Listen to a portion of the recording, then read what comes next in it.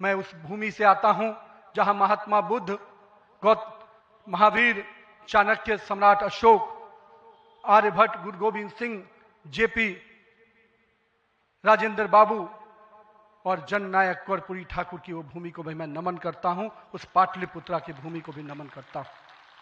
साथ ही साथ इस अवसर पे मैं अपने माता और पिता को भी निश्चित रूप से स्मरण करते हुए उनको नमन करता हूं, क्योंकि कहीं ना कहीं आज मेरे व्यक्तित्व में किसी एक शख्सियत का मैं मानता हूं तो निश्चित रूप से मेरे माता पिता का संस्कार, पार्टी का विचार और कहीं ना कहीं मेरे बड़ों का मार्गदर्शन मुझे यहाँ तक पहुँचाया है और मेरे कार्यकर्ताओं का स्नेह मुझे यहाँ पर पहुँचाया है।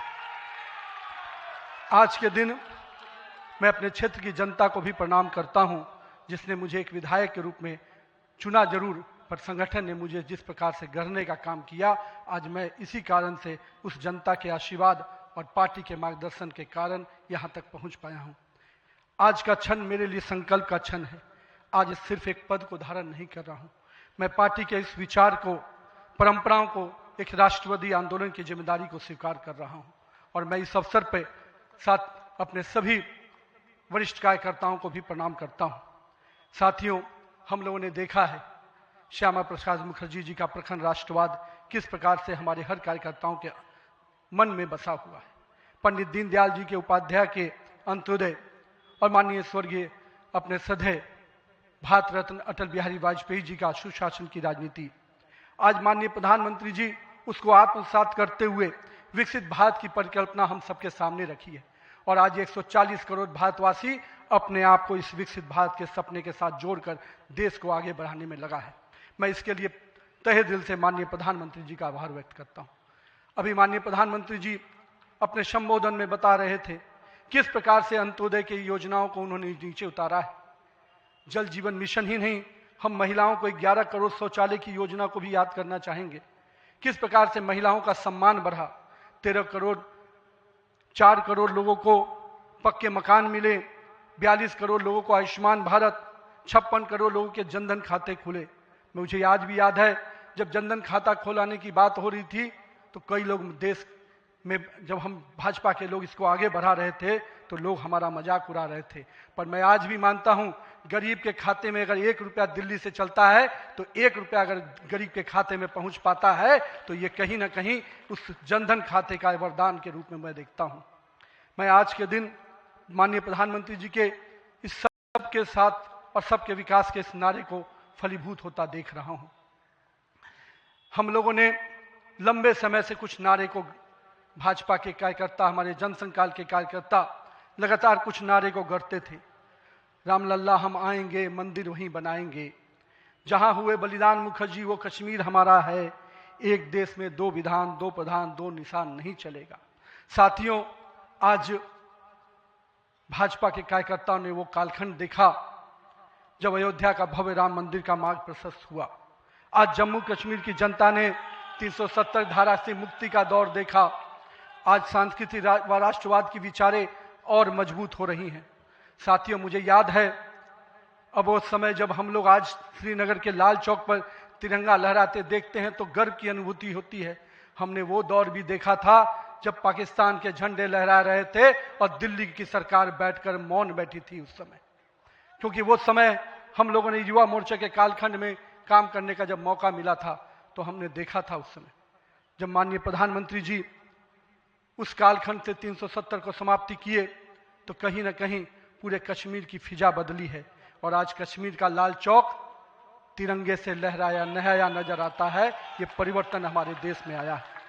साथियों, हम भारतीय जनता पार्टी के उस सामान्य राजनीतिक दल नहीं जिसके लिए हम काम करते हैं, हम उस विचार के साथ काम करते हैं जिस विचार से हम राजनीतिक अभिव्यक्ति के साथ साथ उस नारे के साथ काम करते हैं जहां राष्ट्र प्रथम के नारे, नेशन फर्स्ट, पार्टी नेक्स्ट और सेल्फ लास्ट, माननीय प्रधानमंत्री जी ने इस नारे के साथ हम लोग को जोड़ा है, हमारे नेतृत्वकर्ता ने हमें जोड़ा है और हम सब के लिए ये प्राथमिकता होनी चाहिए कि हम राष्ट्र के आगे रखकर ही अपने कामों को आगे बढ़ाएं।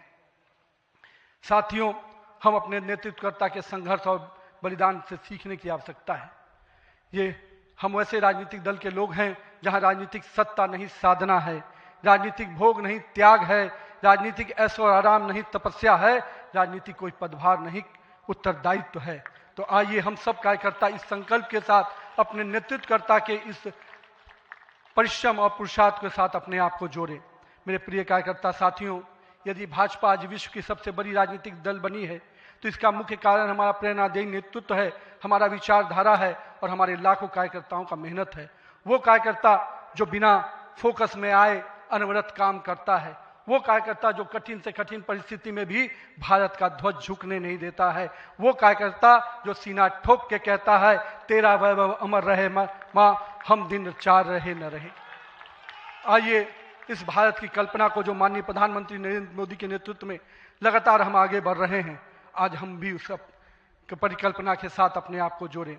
हमारे नेताओं कार्यकर्ताओं का परिश्रम ही है जो आज हम यहाँ तक पहुँचे हैं, लेकिन वर्तमान पीढ़ी को भी अपने हिस्से का त्याग, तपस्या और पुरुषार्थ करना होगा, क्योंकि विकसित भारत के अगर संकल्प को सिद्धि तक पहुंचाना है, एक ऐसा भारत जहां समृद्धि भी हो, सशक्त भी हो, समरस भी हो, आत्मनिर्भर भी हो, तो हमारे कालखंड के कार्यकर्ताओं को भी अपने हिस्से का पुरुषार्थ, त्याग और तपस्या करना पड़ेगा। साथियों, हमारे प्रधानमंत्री जी ने हमेशा अलग अलग समूहों की बात की।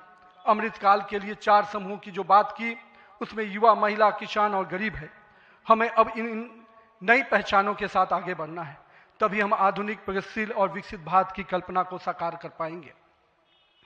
आज 15 अगस्त 2024 के दिन जब माननीय प्रधानमंत्री जी ने आज भी उसकी चर्चा की, और 15 अगस्त 2024 को जब लाल किले की प्राचीर से माननीय प्रधानमंत्री जी ने युवाओं को सार्वजनिक जीवन में आने का आह्वान किया, तो मैं देश के युवाओं से कहना चाहूँगा, राजनीति से दूरी समाधान नहीं, सक्रिय भागीदारी ही समाधान है। आइए एक सकारात्मक राजनीति के लिए युवाओं को आगे आने की आवश्यकता है। लेकिन साथ ही साथ मैं युवा साथियों से कहूँगा, मेरे भाइयों, राजनीति शॉर्टकट नहीं है, राजनीति 100 मीटर का रेस नहीं है, राजनीति लॉन्ग मैराथन है, जहां स्पीड का नहीं स्टेमिना का टेस्ट होगा। तो आइए राजनीति के इस पिच पर हम अपनी जड़ों को मजबूत कर कर काम करें। और भारतीय जनता पार्टी का वॉच टावर तो बहुत स्ट्रांग होता है मित्रों, इसलिए आप अपने बूथ में निरंतर रूप से काम करते रहिए, अपने मंडल में काम करते रहिए।